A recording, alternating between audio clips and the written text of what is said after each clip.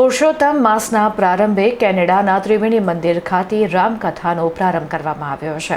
પવિત્ર પુરુષોત્તમ માસના પ્રારંભ નિમિત્તે કેનેડાના પ્રસિદ્ધ ત્રિવેણી મંદિર ખાતે 9 દિવસીય ભવ્ય રામકથાનો મંગલ પ્રારંભ કરવામાં આવ્યો છે.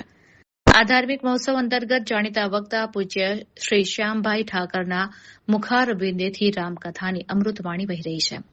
કથાના પ્રથમ દિવસે એક ભવ્ય અને શ્રદ્ધાપૂર્વકની પોથયાત્રા કાઢવામાં આવી હતી, જેમાં મોટી સંખ્યામાં પ્રવાસી ભારતીય શ્રદ્ધાળુઓ જોડાયા હતા અને કેનેડાની ધરતી પર ભક્તિમય માહોલ સર્જાયો હતો.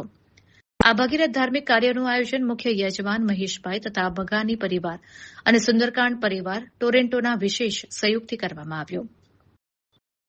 કથાના પ્રથમ દિવસની ભવ્ય આરતીનો લાભ ગરવી ગુજરાત ન્યૂઝપેપરના તંત્રી સુગ્નેશ પટેલને પણ મળ્યો હતો, જેમણે ઉપસ્થિત રહીને ધન્યતા અનુભવી હતી. 9 દિવસ સુધી ચાલનારી આ રામકથામાં પ્રથમ દિવસની કથા વિરામ બાદ ઉપસ્થિત તમામ ભક્તોએ એક સાથે મળીને મહાપ્રસાદનો લાભ લીધો હતો. સાત સમુદ્ર પાર કેનેડામાં વસતા ગુજરાતીઓ અને ભારતીય સમુદાય આ આયોજનના માધ્યમથી વિદેશમાં પણ પોતાની સંસ્કૃતિ અને અતૂટ ભક્તિભાવના દર્શન કરાવ્યા છે. આગામી દિવસોમાં પણ કથા શ્રવણ માટે ભક્તોનો ભારે ધસારો રહે તેવી સંભાવના છે.